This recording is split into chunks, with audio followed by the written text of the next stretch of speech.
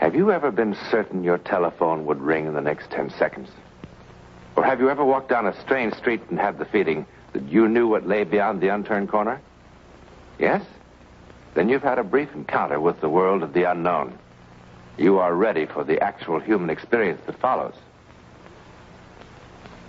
Alcoa presents a new and unusual kind of television program that takes you just beyond the world in which you live. Alcoa presents Aluminum, from the world's leading producer, Aluminum Company of America, who creates new and unusual uses of this wondrous metal for the world in which you do live. And now, John Newland takes you one step beyond. The sea is calm now. Guns are silent. Planes in the sky carry nothing more menacing than tourists. All things considered, it's a good time in the world. But it wasn't always so good or quiet. Not so very long ago, the sea was a battleground. The sky was filled with death. World War II. It hardly seems real to some of us now. Something consigned to history books. But there were things that happened that never made the history books because they were too incredible to be recorded. That is, except in the memories of the men involved. They remember and will certainly never forget.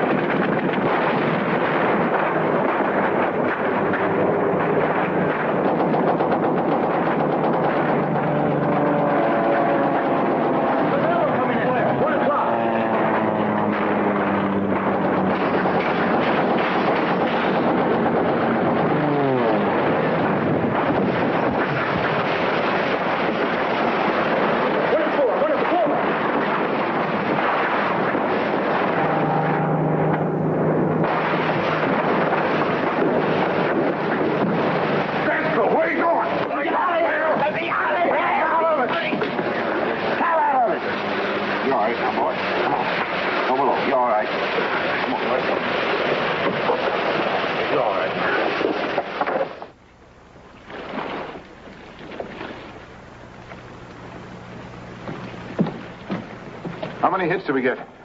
2, sir. Nothing serious. All right. Secure all battle stations. Secure all battle stations. Secure all battle stations. Well, I hope it's the last we see of them for a while. Sir, all gun crew reports secured. What was the foul up on number 1 gun? Driscoll came unglued, sir. We'll take him below and have Harris tend to him. I did, sir, but Harris is in no condition to treat a sick dog. Again? Yes, sir, again. The engineering officer reports, sir, the electrical board is out. It'll be at least 6 hours before repairs are completed. All right, boats. Aye, sir. Well, this is sure a lucky day. So for 6 hours, we just sit here. Wonder how long it'll be before one of their reconnaissance planes spots us. It'll be quite an afternoon, sir. Could be. What do you suppose made young Driscoll crack up? He'll be all right. I'm not worried about him. Harris? Yes. I think I understand, Harris. Well, I don't, sir.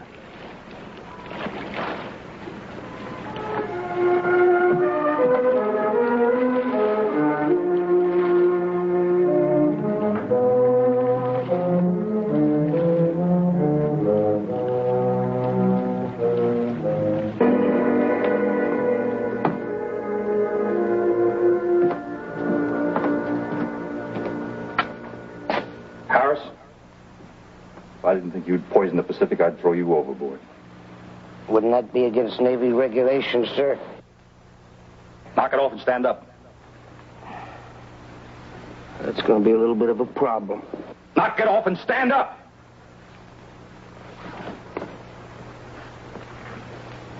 Oh, I've had a belly full of you, Harris. I've had you run up to there. this man in the brig. Aye, sir. Let's go, Harris. All right, gently. Let's go. Come on, brother, gently.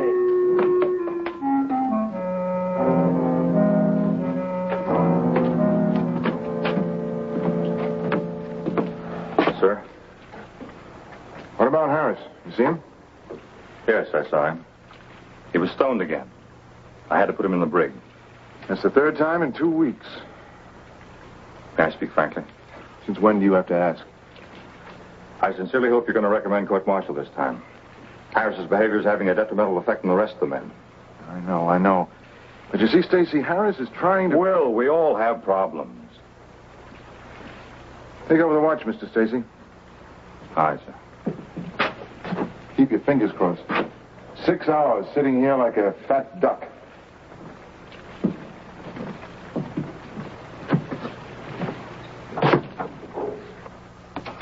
On your feet, Harris. On your feet. All right. That's all, Bosun. Aye, sir.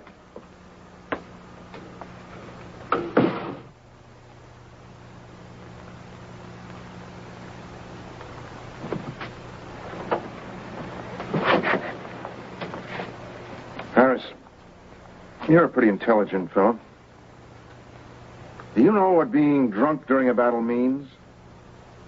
You know what a court-martial would do to you? Yeah, up against a wall. And bang, bang, bang. Harris, you had me pretty confused. I mean, at first.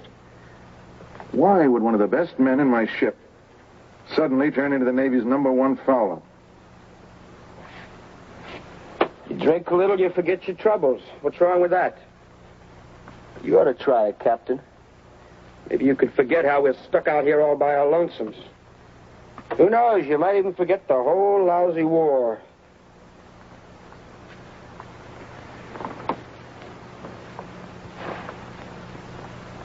Has the drink helped you forget your brother? Yeah, I found out about it a couple of days ago. What loudmouth slob? That's none of your business. Everything on this ship is my business, and don't you ever forget it. How old was he? What are we going to have, a nice little heart-to-heart talk? 19. A rich, full life, huh, Captain? I'm sorry. Who isn't? Everybody's sorry. The Navy Department, my mother, the girl who was in love with him. Nobody's as sorry as me. I talked him into enlisting.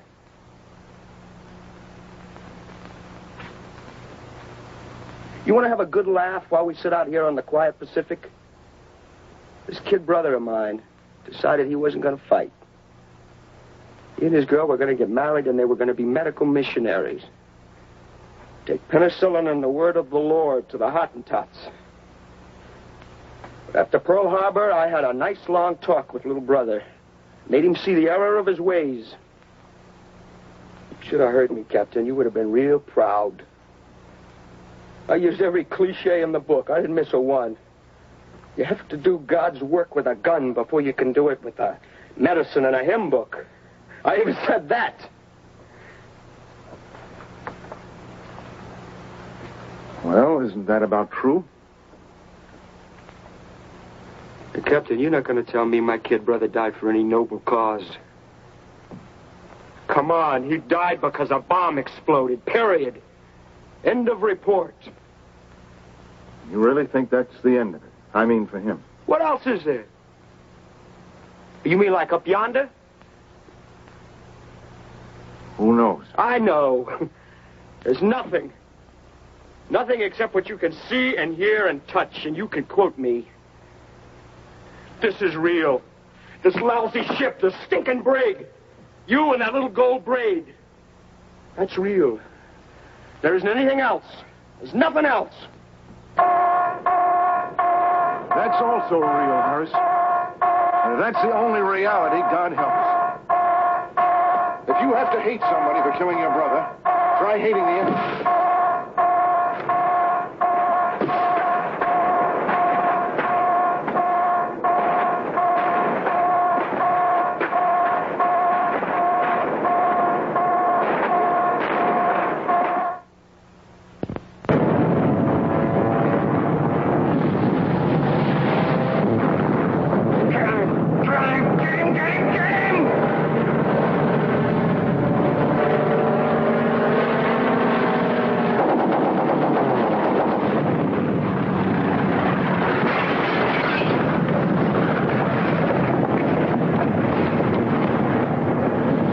straight into the wardroom. Be very, very careful with him.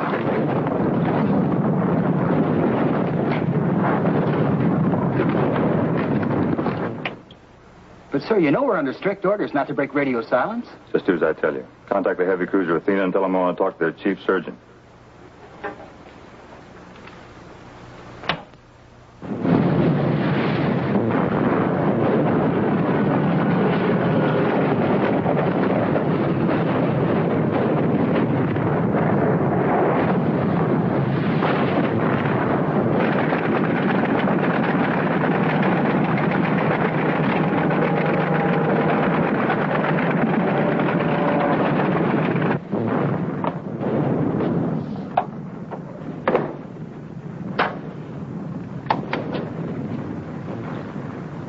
Madison speaking. Senior medical officer. Can I help you? This is Lieutenant Commander Stacy. Commander Fielding, our skipper's badly hurt. He's bleeding to death. We don't know what to do. Fielding? Bill Fielding? Well, isn't there anybody aboard who... We've got nobody. Nobody? There's a fellow up in the brig who's supposed to be a pharmacist's mate, and that's all. What's his rating? Before we busted him, he was a pharmacist's mate first class. Send him up to the radio shack. I want to talk to him. Sir, he's hopeless. Mr. Stacy, I'm afraid he's the only hope you have.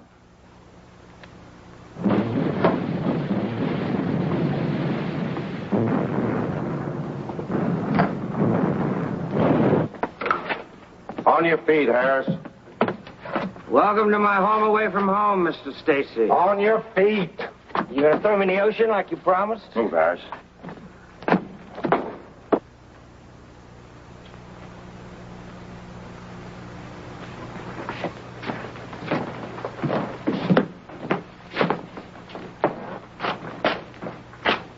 Come on, Harris.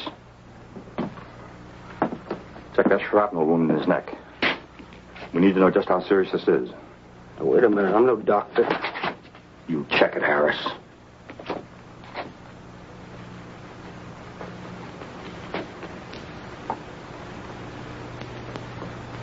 Wow.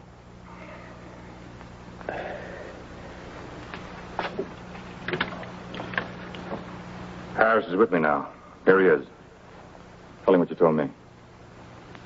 I examined Commander Fielding. What did you find, Harris? He's got a hunk of shrapnel in his neck. Exactly where? It's on the left side, a couple of inches above the shoulder.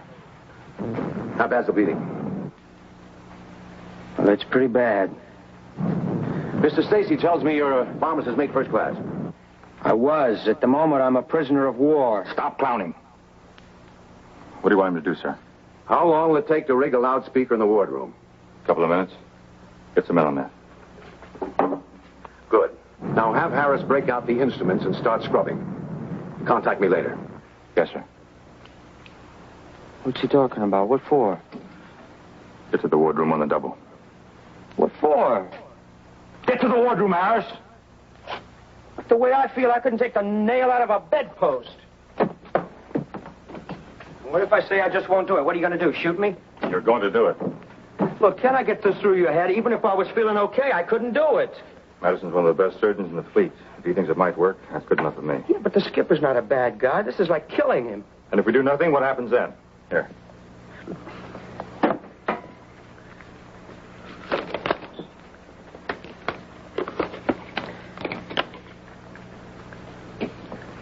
We're ready, sir.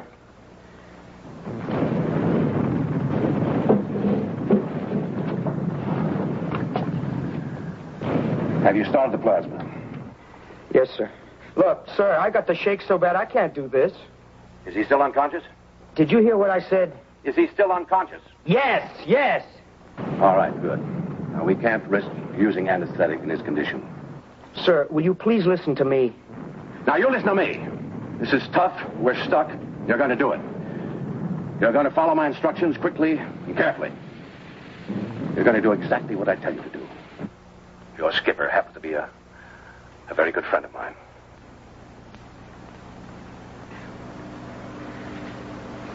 Okay, let's get on with it. Let's get the thing over with.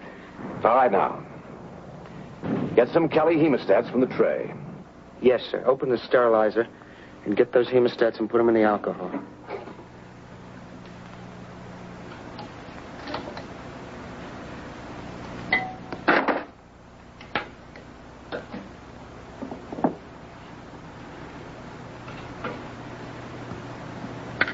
right, sir.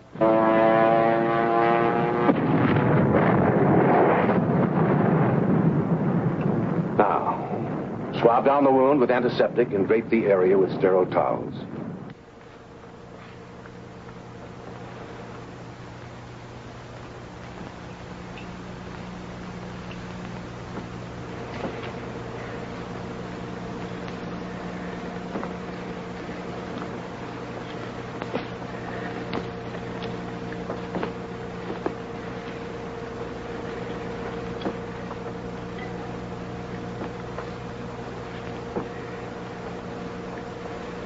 Okay, sir, that's done.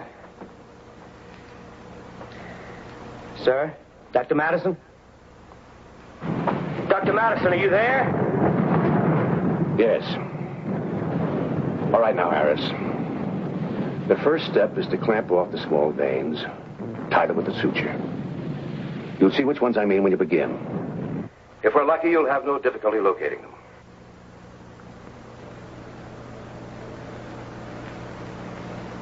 Put another hemostat in there.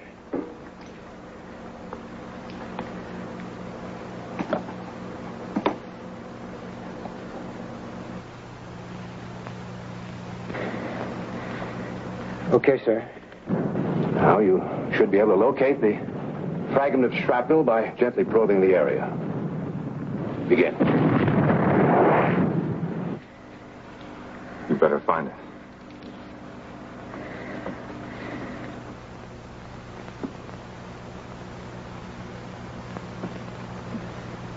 Look, will you wipe my forehead, please? Have you found the fragment? Yeah, I found it. What's the exact position?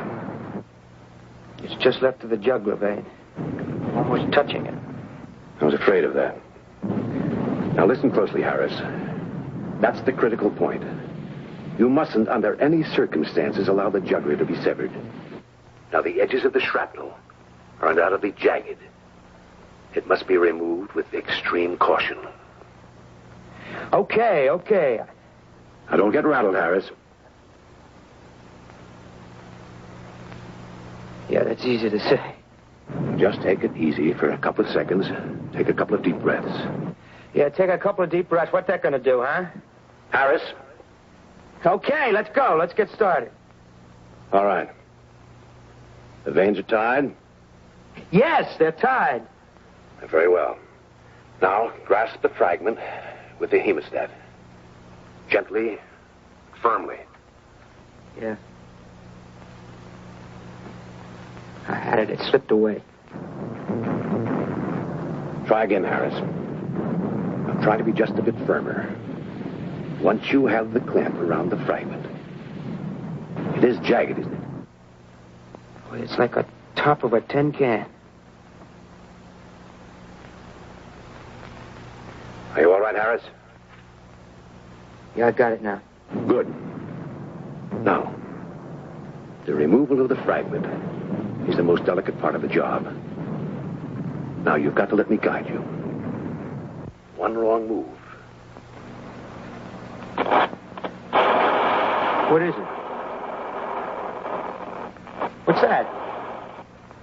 Oh, no, they've broken contact. Oh, not now. Oh, come on, not now.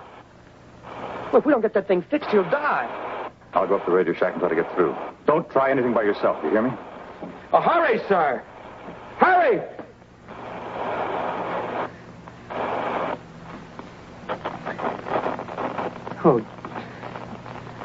Oh, come on.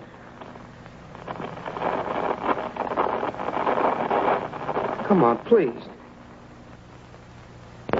What happened? I don't know, sir. The Athena just quit sending. Why? My God, why? Sounded like she was under attack. Maybe they knocked the antenna out. Haven't been able to raise a thing. Contact one of the other ships. Anyone. Find out what happened. I'll try, sir. Groups. 7-2. Break.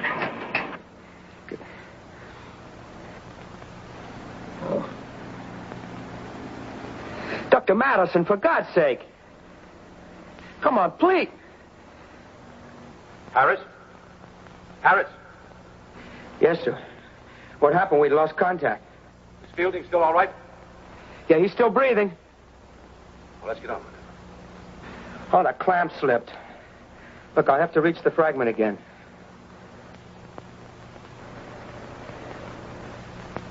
Okay, I got it. All right. Now begin to withdraw the shrapnel. Very slowly. Straight toward you. That's it.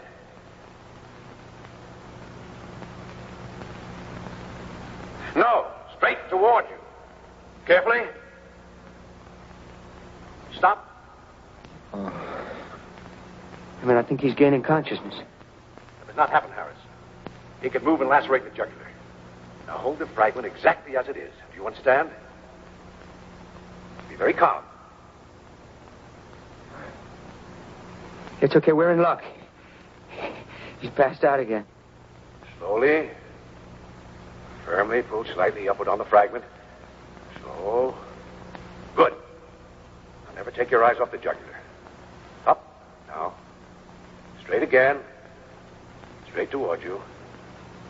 That's it. I got it. You're not finished yet, Harris. Now, you must tie off the deep bleeders as you did the outer ones. Use the hemostats to clamp them off.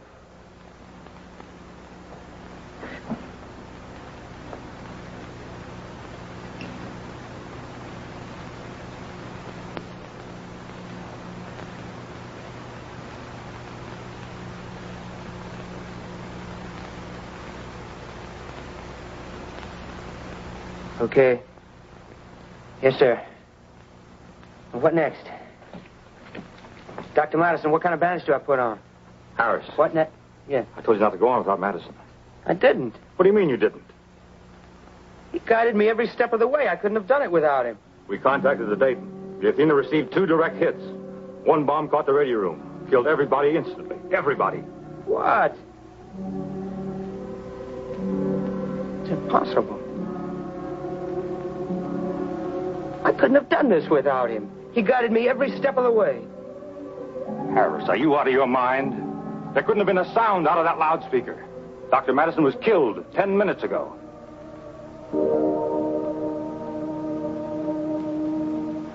Lieutenant Commander Stacy was right about one thing.